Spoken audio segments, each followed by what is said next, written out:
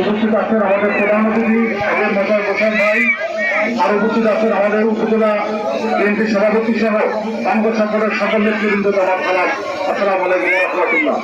এবং দূর দূরান্ত থেকে আগত আমার মা ও বোনেরা, ভাই ও বোনেরা সবাইকে আমার সালাম গ্রহণ করে আবারও সালাম দিচ্ছি, আসসালামু আলাইকুম। আলোচনা খুব সংক্ষেপে, সময় শর্ট। আজকে এত সুন্দর একটা প্রোগ্রাম এই চরমন্তার বাজারে, আসলে এটা আসলে আমাদের, আমি কি মনে করি, আমাদেরকে অনেক ভিতর থেকে অনুপ্রেরণা জায়গায়। সময় শর্ট হওয়ার কারণে অনেক কথাই বলা যাবে না, আমি সময় আমাদেরকে বেঁধে দেওয়া আছে, এই জন্য আমি সংক্ষেপে শেষ করে দিয়েছি। আমি চিরনেতার দৃষ্টি আকর্ষণ করেছি। চিরনেতা আপনার আমাকে পটুয়াখালী 4 আসনের একজন নির্বাচন কমিটির সদস্য হিসেবে আপনারা আমাকে পাঠিয়েছেন।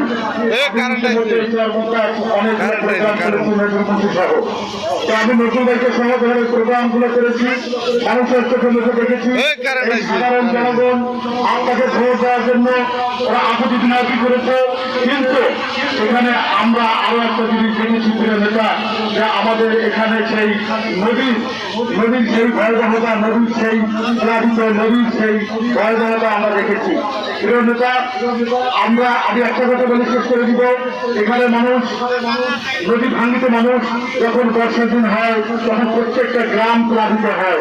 অতএব একই সাথে আরো একটু কথা বলবো নেতা, এখানে স্বাস্থ্য সেবার যথেষ্ট ঘাটতি রয়েছে নেতা।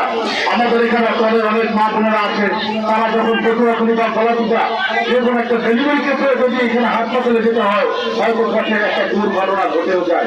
তো নেতা, আমাদের নেতা এমনই একজন নেতা, জনগণের কথা বলে, আমাদের নেতা মানুষের কথা বলে, আমার নেতা আত্মার কথা বলে, আত্মাদের কথা বলে।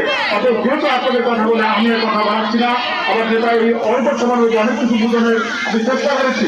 বাকি কথা ইনশাল্লাহ আমরা যার অপেক্ষা এখানে বসে রয়েছি তার কাছ থেকে সুন্দর আমি বিদায় নিচ্ছি। আল্লাহ হাফেজ। জিন্দাবাদ। সবাই ভালো থাকবেন। আসসালামু আলাইকুম।